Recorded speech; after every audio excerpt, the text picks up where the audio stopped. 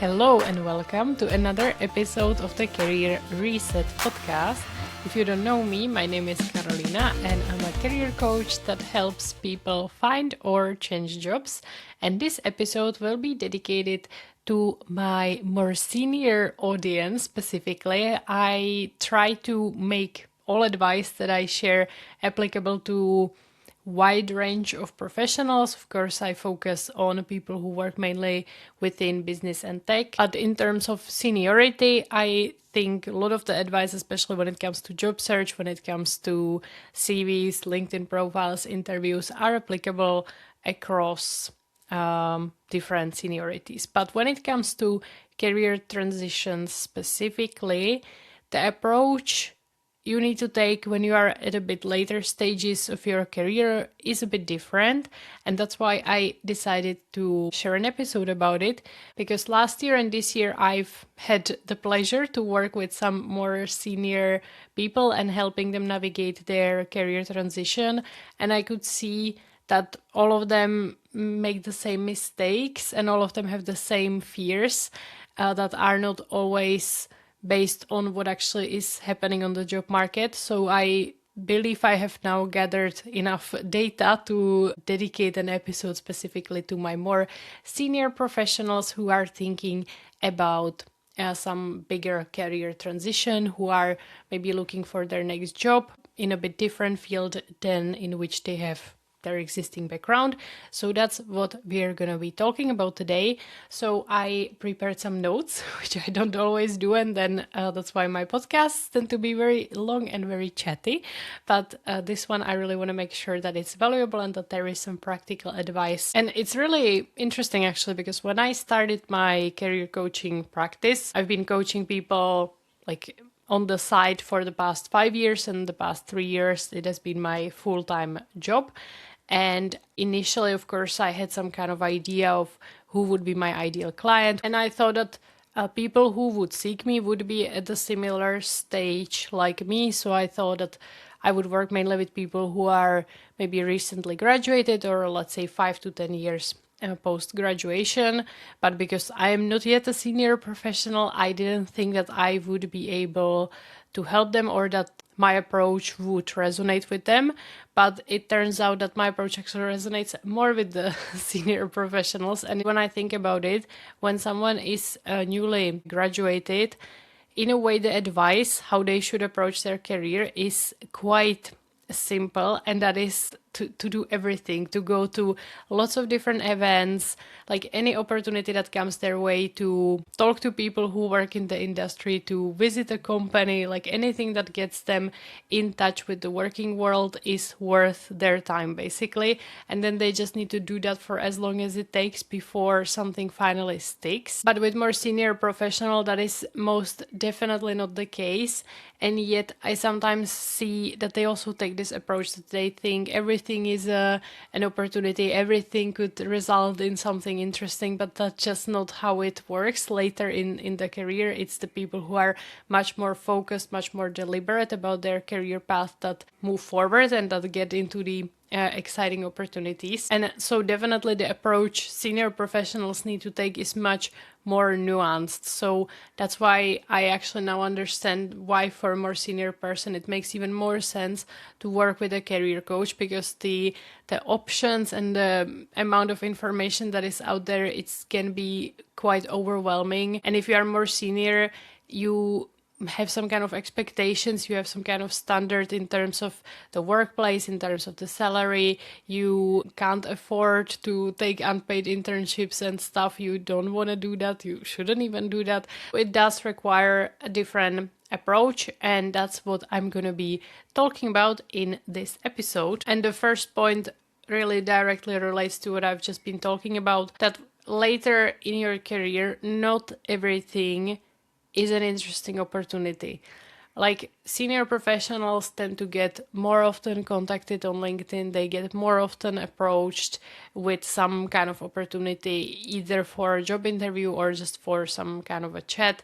And it can seem like each of these experiences can give you some valuable insight, but they equally drain your energy and shift you maybe towards a direction you don't even want to take. So I know there is a debate that we need to say no more often and set more clear boundaries. And again, comparing that to someone who's at the early stages of their career, I don't think that is the advice they should follow. They should be saying yes to basically everything, but then later on, much smaller percentage of what's coming your way is actually an opportunity that would make sense for you. And this is in the workplace. So if you are currently working but you're thinking about changing your job, then you need to start kind of there and be very selective. What do you take on? And I could record a whole episode series on this because I get into this discussion so often with senior people who started in a job and they had some actually pretty exciting job title and they were supposed to have quite high level responsibilities. But then early on in the job, they wanted to just like establish themselves well and build good relationships and not seem like someone who is too picky. So they took on a lot of different tasks here and there, and then they became the expert in these little tasks. And slowly that once exciting job kind of morphed into this assistant like day-to-day handling of lots of different things that only make sense within that specific company.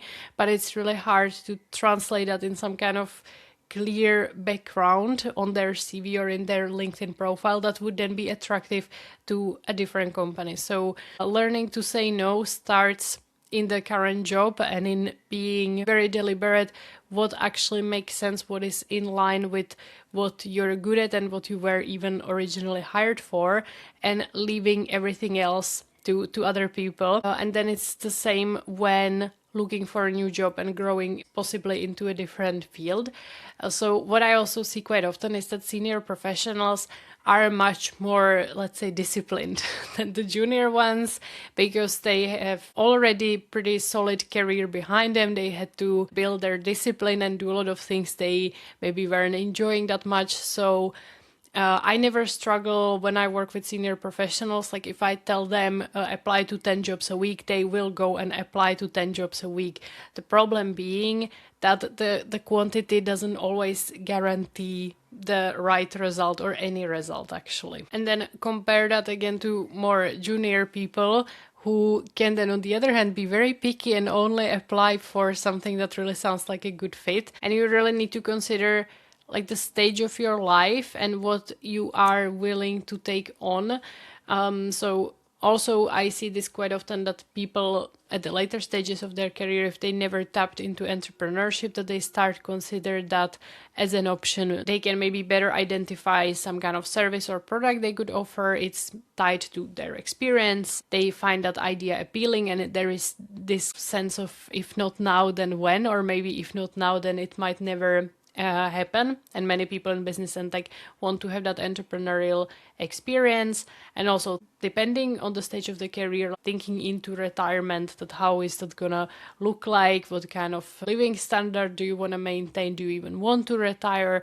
And then entrepreneurship can feel like kind of a safety net that could provide some flexibility so that you can navigate the workload based on your current life circumstances basically. And I feel like when people start being a bit more outspoken about it and sharing that they have some kind of business idea that can attract a lot of different people who maybe are also considering starting a business, but they are missing your skill set basically, and they might see an opportunity to pick your brain a little bit, or they would like to get your advice or your experience. And it can all sound really exciting, but you always need to check that is there something really for you? Would that really make sense for you? Or is it mainly something for the person that is approaching you with the opportunities? So I would just sum up this first point by being aware that at later stages of your career, not everything is a good opportunity. Actually, it's a small fraction of things that are coming your way would make sense for you long term. And a really good filter for that is my second point, which is understanding where you actually want to get to. Because when clients approach me with the problem that I call career transition, it's not how they word it. They usually word it in a way that the situation they are in now is not really optimal. Maybe they've been stuck for several years and they feel like that they have reached as far as they could in their existing field, or there is some bigger changes in the wider environment with AI or whatever that shapes their opportunities in their existing field. They feel like they want to try something new, but it's not like that they would explicitly say, I want to do a career transition. That's what I then diagnose them with, that would be potential solution to their situation. Or my approach is always to make sure we have exhausted all options in the existing field, if the existing field or existing company is still appealing and there may be some minor tweaks. But if it all just doesn't make sense anymore, then it's better to look how to make a career pivot, career transition, some kind of a bigger shift basically. But that then brings the big question, what that shift would be, to which field should the person grow. And because senior professionals have picked up experience, not just like work experience, but also experience seeing different companies, seeing different environments, they tend to be much more skeptical than juniors because they have seen that grass is not really greener in a different type of company or a different type of industry, and they really want to maybe avoid some of the past negative experiences they have gone through. They maybe hear some examples from people around them about not so positive situations, so they also want to avoid those kinds of situations. And that can then be a very confusing headspace to actually make a decision where you want to move into, but it is the absolute necessary first step. So as I was saying, like when you are fresh out of college, everything is an opportunity and you just need any kind of work experience on your CV to kickstart your career. So you shouldn't even basically be that picky as long as it's in some way aligned with what you want and what you studied, for example. But when you are more senior, that is really the time to be more deliberate, to actually make a decision where you want to get into. And then you can always figure out the path once you know the destination. But the worst possible place you can be in is to have a lot of good experience in your CV, but not necessarily wanting to work in the field of your background anymore, but not really wanting to commit to a new direction and worrying you will need to start from zero and then jumping from random job to random job, from interview to interview without really knowing where is that supposed to lead to. And it's funny when I start working with senior professionals and I ask them the simplest question that what would you want your career to look like? What would you want to do? It's one of the hardest for them to answer, and most of them don't actually answer that question at all. They start talking about, I have 10 years of experience in this and 5 years of that, and I led a team and I really enjoyed it. And they basically keep bringing me to the past of what they've done. But the whole point of a career transition is that is about the future, and you need to start from deciding the destination basically. And then of course your past experience will be a very important tool that you will use. You will select what's most relevant and you will present that as appealing to the new field, but you need to be the one who decides the direction. I remember I used to go to a lot of networking events early on in my business, and it was always very interesting for me to meet with more senior professionals. They were very much outside my bubble, but often when we introduced each other, instead of giving me some clear narrative of who they are, where they are going, why they came to the event, they started listing all the years of experience, that they have 20 years of experience in project management and they worked with all these companies and they did this and this and that. And sometimes the past, even though that's obviously the main selling point, all that experience, but it can become a really big baggage, because I think people want to be validated for all the experience they did, and at the same time they would love for someone else to give them the answer that, okay, you have all this experience, well, this is what you should do and this is the company you should apply to. But nobody can do that. Even I, as a career coach, it's not what I do that people would tell me all they've done and maybe some of their interests, and I tell them, aha, this sounds to me like you should be transitioning into this field. I can of course guide the process and give you some different perspectives and insights, but you need to be the one who ultimately says, I am going into this direction. And that can be in terms of type of jobs you want to do, that can be in terms of type of company you want to go to, or if you want to be a full-time employee, a freelancer, an entrepreneur. Like, all of these are doable directions. All of these could be a great option, but only you know if it is the right option, if it sounds appealing, and also knowing that you can always course correct. But going around without any kind of direction in mind is the only guaranteed way that you will just not move forward anywhere. And I also see quite often two kind of traps that senior professionals get to. One of them is if they just like really weren't that lucky in their career journey, and they maybe joined companies that didn't turn out to be what they expected, or they were laid off several times, or the career just kept taking directions that wasn't the original plan, and then they can almost have this like career PTSD.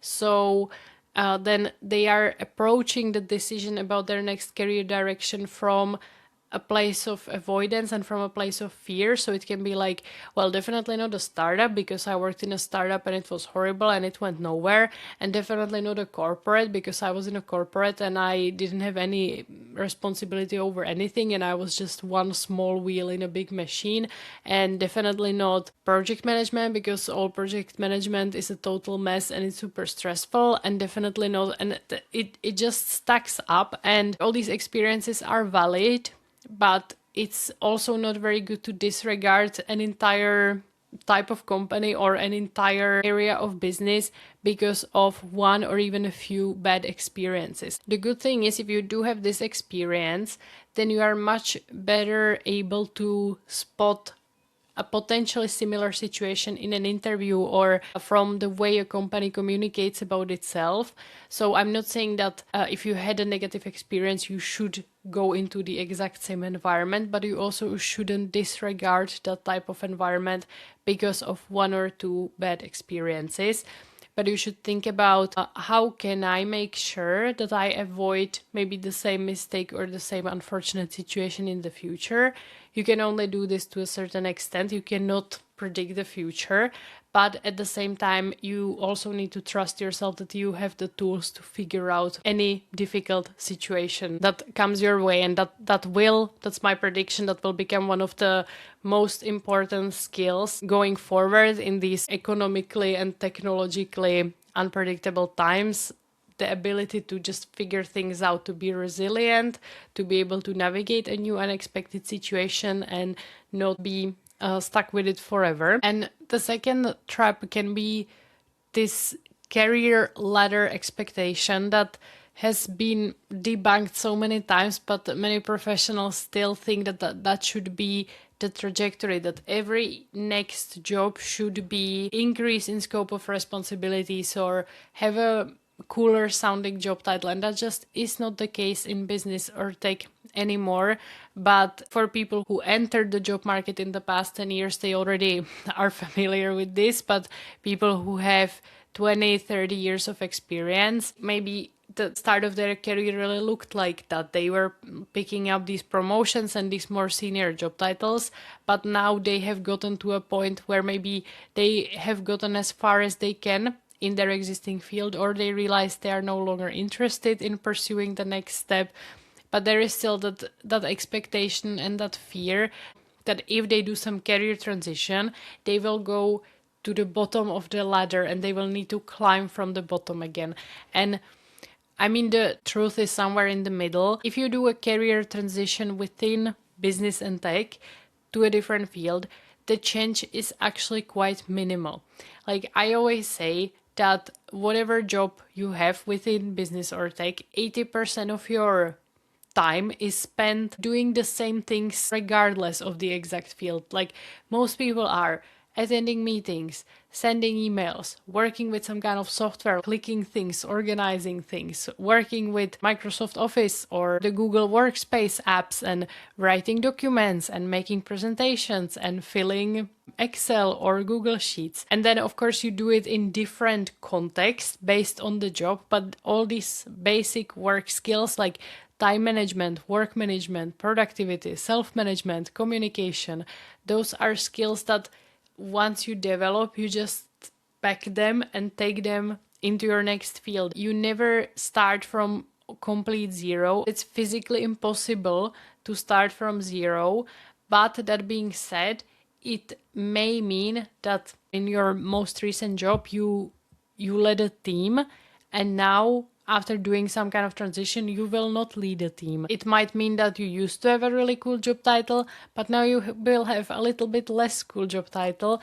And although these can sound like minor things, our job is very much tied to our identity and to our ego. So sometimes it can be very difficult to accept it and to not have this rocket ship career ladder that we were all taught that that's how it should work. And of course, a big topic is also that when doing a career transition, it's not a given, but you might need to take a pay cut. Because what I see happens quite often is especially people who stay for a long time within one company, they become very important to that company. And it can also be in a way a trap that they have become super valuable in the exact job position they are doing, and the company doesn't really want to promote them, and they don't want that the person leaves this job that they've been doing really well. So they are even willing to change the job title and add more and more salary on top of it just to keep this person actually stuck, because it's super valuable for the company. And that can feel nice initially, but after several years, when you realize, okay, my job title has changed 4 times, but I do pretty much the same thing. Like, the salary is nice, but I'm not learning anything new. I feel like I'm getting stuck. And if I had to leave this company, I really don't think that what I have built here, this set of experience, is valuable for this company, but I'm not so sure if it would be seen as valuable on the job market. And in that case, when you finally decide to cut the cord, you might see that you were actually paid really well, and the next salary you're offered is the same or maybe potentially a bit lower. And I know this can be a very controversial topic, but my take on it, or my experience, is that a lot of people who have a high salary but aren't really enjoying their job anymore, they use a lot of that money that they earn to, in a way, compensate for that lack of fulfillment they get from their job. So they buy nice things, they live in a nice neighborhood, in a big house, they go on nice vacations.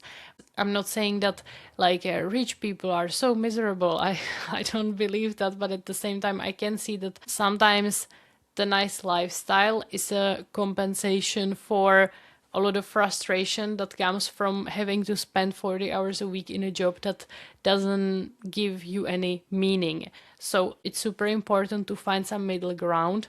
I am not like money can buy you happiness and work for free and live in the forest. I'm not saying that, but I'm also saying that sometimes some adjustments to your lifestyle, you can actually realize that if that is then compensated by doing a job that is actually very, very fulfilling, you don't find the need to spend all the money and have all the fancy things. I was really surprised to experience this myself when I changed from being an employee to being an entrepreneur. As a new entrepreneur, I earned nothing. Basically, I was living off of my savings and I had to be very, very frugal. But because I was doing something that I so much enjoyed and my days were very fulfilling, I really didn't see the need to go shopping and to wear nice clothes and to go to nice restaurants, because the work time in and of itself was enjoyable. And then I got to a point where I could have the enjoyable work and the good money, but it was definitely worth it to temporarily take some pay cut and just focus on building enjoyable work life and then building the financial successes on top of it. So when more senior professional comes to me and they tell me, I want to do a career transition. I really don't enjoy the field I'm in, but I don't want to start from zero. I don't want to take a pay cut. I want to maintain the exact same lifestyle. Then I tell them, fair enough, I can promise you, you will not have to start from zero. No unpaid internships. But at the same time, I will help you examine what in your current lifestyle is actually a necessity and what in your lifestyle is a compensation for lack of fulfillment from your job.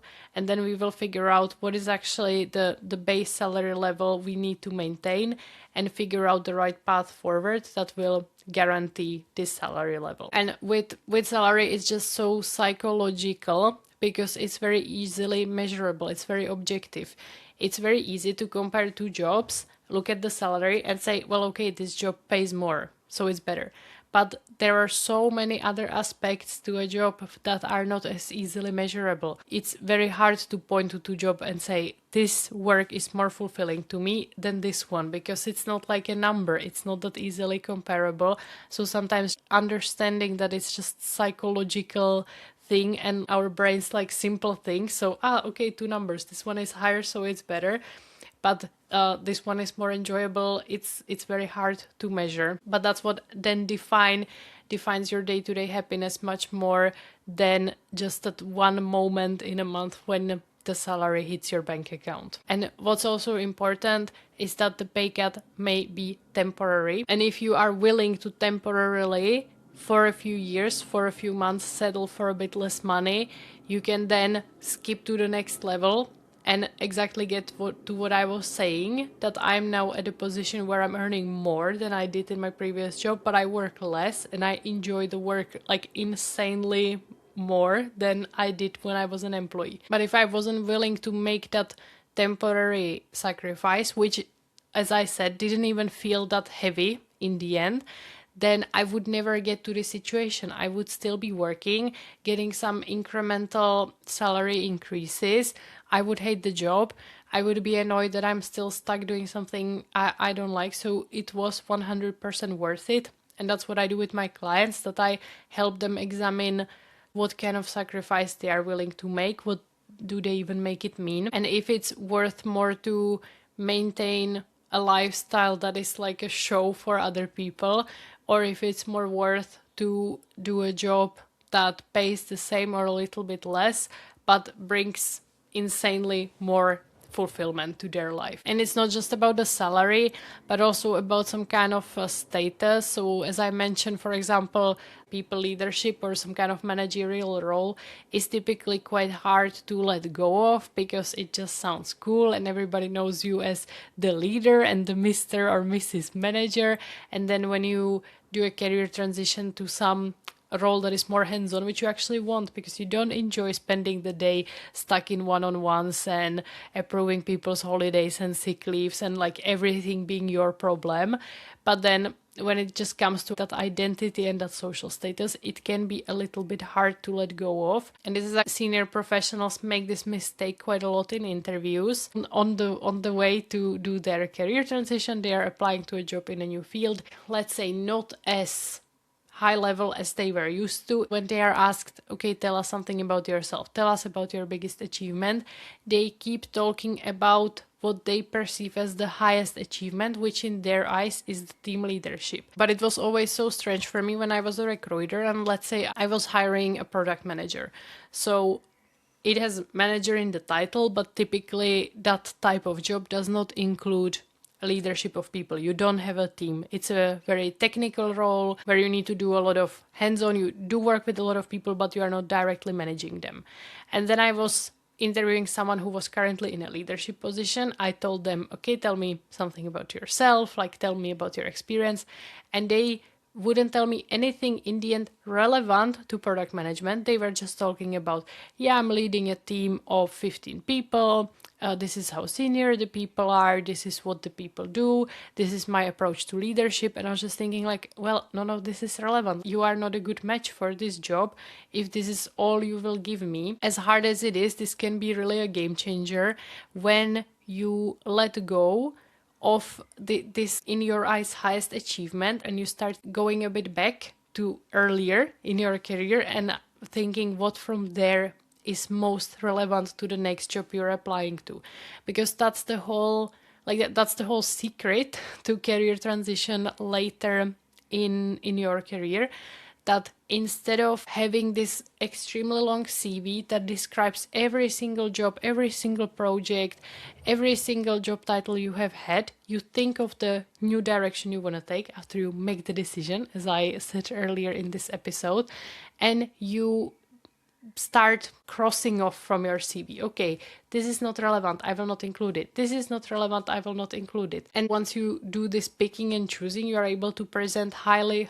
relevant, competitive CV to the job. Because in this job market, it's really not about who can offer the most and the coolest job title and who led the biggest team.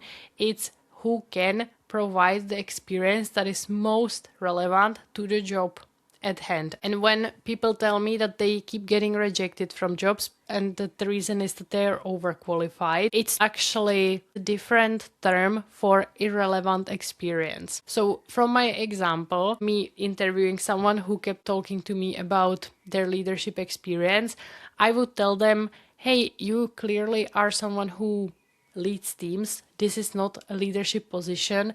You are overqualified for this job, which is true, but what that actually means is nothing that you have shared is actually relevant to what I'm hiring for here. So this is a moment for reflection for senior professionals who say that changing fields is super hard for them because they are considered overqualified for everything. But that comes from the way you present your background. Nobody is inherently underqualified or overqualified, but the way you present your experience in your CV can make it seem that way. And another topic I often get into with my senior clients is that they tell me they've heard that a CV should be just 1 page, but their CV is 3 pages and there's like absolutely nothing they could cut from it.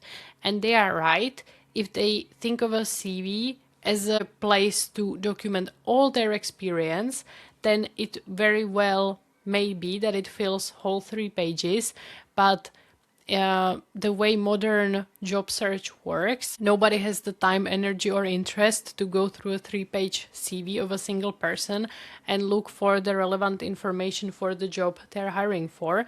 So it needs to be your job to pick and choose what is the most relevant. So I always recommend to senior people to have some kind of a master CV that really has it all, that has all the experience, all the skills, all the tools they've used, but then for each job that they want to apply to, make a copy and delete a lot of things, and you only keep what's relevant, which can feel so uncomfortable if you are not used to this way of presenting your experience and you feel like you're only telling fraction of the story, but that is basically the point of a CV. Then there is the many rounds of interviews where you can share much more. But in order to even get the invitation to the interview, everything I look at in the CV needs to scream relevant for the job, relevant for the job, relevant for the job. Nobody will be impressed if you have a skills section and there is 50 different things and there is tools the job ad didn't even mention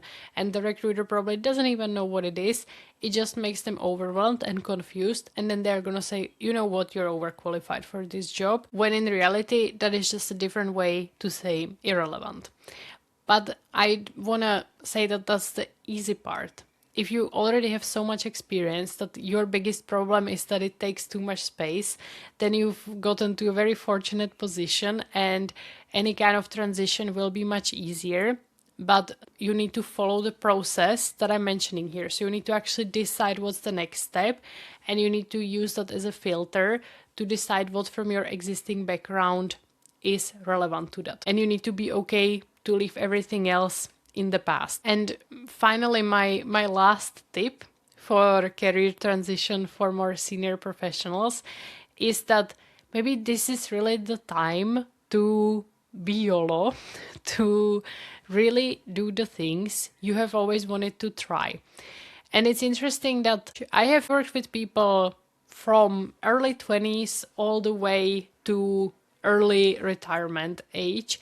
And at every stage, I hear the same excuse to not go after what you really want, which is now is not a good time, now I need to be responsible, now I need to save money, now I need to pay mortgage, now I have small kids, now I have small grandkids, now my kids need me, now I want to have kids, now I want to move to something bigger, now I want to move away from the city. And you need to kind of decide that, okay, now is not the ideal time.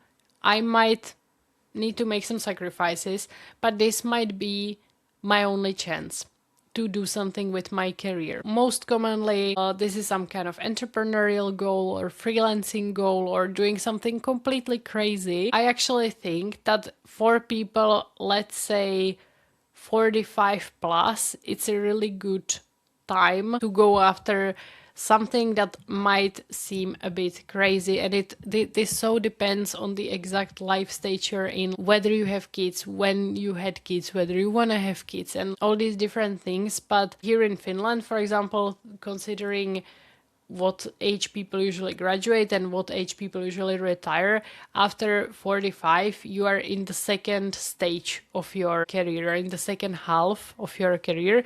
It's really funny when people in their 30s already think that their career is doomed because they haven't yet achieved what they wanted, when in reality they aren't even halfway through their career.